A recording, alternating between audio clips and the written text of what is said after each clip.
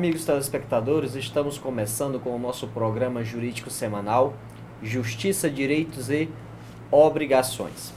Bom, só lembro a todos que esse programa é um oferecimento da Facimp, Faculdade de Imperatriz. Para contatos, mandem suas sugestões, suas críticas ao e-mail pauladvjurídico@hotmail.com pauladvjurídico@hotmail.com. Acessem o nosso site paulodiejunio.com. Essa e outras entrevistas estarão disponíveis lá no site em breve. Bom, hoje o assunto é Conselho Tutelar. Conselho Tutelar, né, e todas as suas atribuições e algumas atividades que o Conselho Tutelar exerce. E para tratar sobre esse assunto, nós trouxemos aqui o senhor Pedro Gomes, que é ex-conselheiro do tutelar, né? Ex-conselheiro tutelar, que atuou no nosso município de Imperatriz do ano de 2007 a 2010, né? Um ano em que a saúde imperatrizense, especialmente a saúde relacionada à criança e adolescente, passou por sérios problemas. E ele atualmente é acadêmico de Direito da Facimp, né? E veio, né, foi convidado e veio aqui tratar sobre esse assunto, sobre o Conselho Tutelar e suas atribuições, né, trazer informações relativas à sua experiência enquanto conselheiro, né, e o que ele espera, o que ele entende, né, sobre a atuação do Conselho Tutelar, especialmente na nossa cidade. Bom, senhor Pedro Gomes, inicialmente já agradeço a sua presença em se disponibilizar a tratar sobre esse tema aqui conosco e já inicio o nosso bate-papo fazendo a seguinte pergunta: afinal de contas, Conselho Tutelar, que órgão é esse? Para que ele serve? O que ele faz? Quero aqui agradecer a Deus e agradecer você por ter feito esse convite e dizer, eu tive uma honra, uma graça de ser eleito conselheiro em 2007, com 2.080 votos pela Sociedade de Imperatriz, e foi um momento de 3 anos muito gratificante na minha vida, por ter contribuído para a Imperatriz quando se trata de criança e adolescente. E estou aqui feliz e dizer para você que é um trabalho muito relevante. O Conselho Tutelar foi criado a lei que tem baseado na Constituição Federal, no artigo 227 da Constituição Federal, a Lei 8.000/69/90, que hoje já vai completar 25 anos, foi criado o Estatuto da Criança e Adolescente. Através do Estatuto da Criança e Adolescente foi criado o Conselho de Direito da Criança e Adolescente e foi criado o Conselho Tutelar, esse órgão fantástico, esse órgão grande. Exatamente, o Conselho Tutelar é um órgão permanente, autônomo e não jurisdição, não é judiciário, encarregado pela sociedade de zelar pelo seu cumprimento de direito da criança e adolescente. É interessante quando diz que é um órgão independente. Ele não depende do poder público para suas ações. Ele é um órgão da sociedade. E ele não é um órgão de polícia. Ele é um órgão para zelar o direito da criança e adolescente quando é violado pelos pais, pela sociedade e pelo poder público. Ok. Quais são as principais atribuições de forma específica, né? Quais são as principais atividades que o Conselho Tutelar tem realizado, né, ou de forma institucional com relação ao tratamento da criança e do adolescente? Quais são as principais atividades que ele pode realizar, casos que ele trata, situações de um modo geral? É muito importante essa colocação de você. E eu queria dizer mais uma vez, se faz 25 anos que o Estatuto, ainda tem gente hoje pensando que o Estatuto da Criança e Adolescente, o conselheiro, é para prender criança. E muitos pais colocam medo, que você não estiver fazendo a coisa certa, eu vou entregar para o conselheiro, eu vou entregar para o conselho. Essa não é a atribuição do conselheiro. O conselheiro é aquela pessoa que é amigo dos pais, para poder zelar. Quando o pai ele viola esse direito, aí sim a atribuição do conselho, ele tem a atribuição de encaminhar os pais para ser cuidado. A atribuição do conselheiro é quando ser negado a saúde para uma criança, ele está presente e exigir esse direito do poder público para que essa criança seja atendida. A atribuição do conselheiro é quando é negado numa escola, numa creche, que não tem uma creche para uma criança, é a hora que o conselho entra. Quando uma vaga escolar é negada para essa criança, ele está. Esse é o papel. Quando uma criança é violado seu direito de ir e vir. Quando uma criança é abusada pelos adultos, ou se não pelo seu vizinho, e muitas das vezes pelo seu pai, e muitas das vezes pelo seu tio.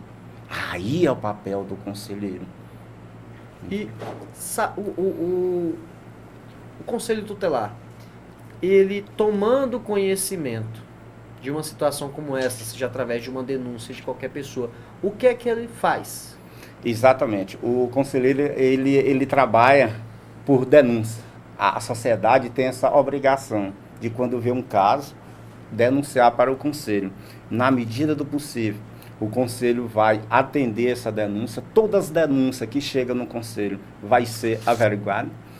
E, tendo fundamento, quando compete, quando é uma denúncia dos pais, a gente tem, a primeiro momento, a conversa, aconselhar. Esse é principal. O dom do conselheiro é a escuta, escutar. Esse é fundamental para qualquer conselheiro. E a outra situação é ser dinâmico, resolver a situação para que não seja preciso até chegar no Ministério Público. Mas quando é violado, ele tem esse direito de encaminhar direto ao Ministério Público para tomar essas providências cabíveis. E muitas das vezes se resolve lá mesmo, numa conversa. Por isso que o conselheiro, ele tem de ter o dom da escuta e a habilidade de diminuir os conflitos familiares entre pai, mãe e criança, porque isso acontece aqui em Imperatriz demais. E tem de ter a parte espiritual. Ele tem de ter essa parte, esse dom espiritual para lidar, porque lá no conselho nunca chegou uma família que está 100% organizada. Só chega a família que está totalmente desorganizada. E é um papel importante do conselheiro, ele ter esse dom da escuta e esse dom de diminuir essas diferenças. Ok.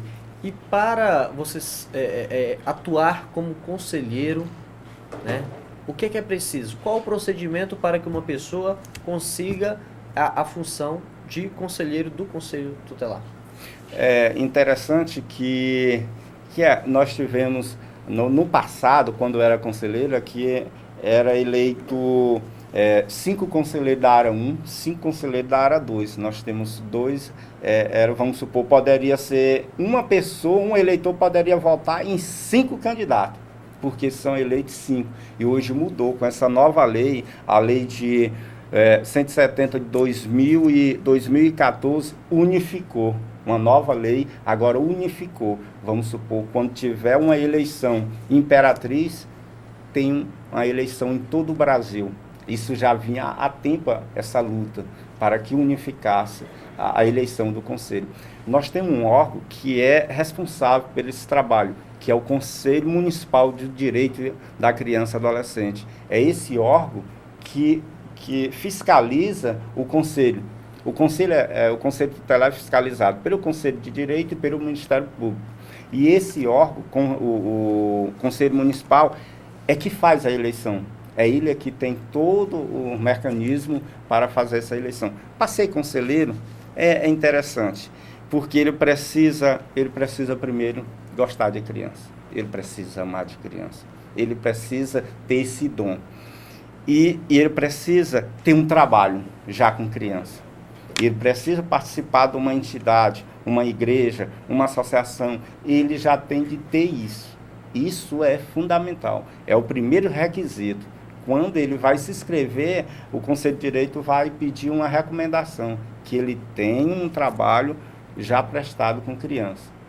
E ele se requisita, faz a sua ficha e ele ainda passa por um processo, que é interessante.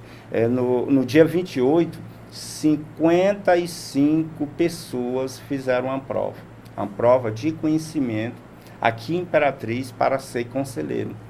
Essa prova é de conhecimento para ele saber o que é o Estatuto da Criança e Adolescente. E ele foi feito 55 pessoas. E essas 55 vai ser avaliado. A prova, a média é 7. De 1 a 10, ele tem que tirar 7.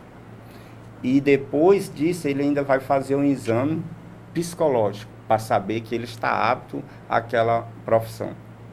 Ok. Bom, enquanto na sua época, na época que você assumiu a função de conselheiro, quais os principais problemas, né, que você enfrentou, né, na época no ano de 2007 a 2010?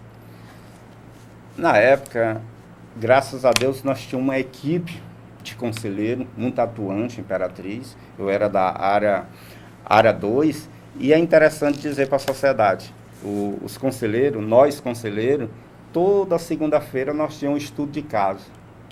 Pegava todos os casos que vinham acontecendo, nós fazíamos aquele estudo de caso e tinha uns casos mais específicos, aquilo mais urgente a correr atrás. E os casos que mais me chamou a atenção, Imperatriz, o que mais me deixou mesmo focado foi no caso da saúde. Nessa época, já havia mais de 10 anos, a negligência do poder público com as nossas crianças. Nessa época, se morria muita criança por falta de leite de UTI. E um dia eu cheguei para o excelentíssimo juiz da Vara da Infância, doutor Delvan, que é uma pessoa, um baluarte, uma pessoa fantástica em defesa da nossa criança. E ele dizia: Pedro, a única coisa que me deixa triste é quando eu chego aqui de manhã e eu estou sabendo que morreu mais uma e 2 crianças por falta de leite de UTI. E nessa época, a gente passava a noite todinha atrás, acordando o promotor. E o promotor, nós ia até a promotoria e era atendido. O promotor dava a cautelar. De lá, nós ia até o fórum, o juiz, 3 horas da manhã, 2 horas da manhã, chegava e despachava uma liminar. E o oficial de justiça saía conosco, atrás de um leito de UTI para nossas crianças. Quando a gente retornava ao hospital, essas crianças já tinham morrido. Isso foi um dos casos que chamou mais atenção. E eu lembro, em março de 2010,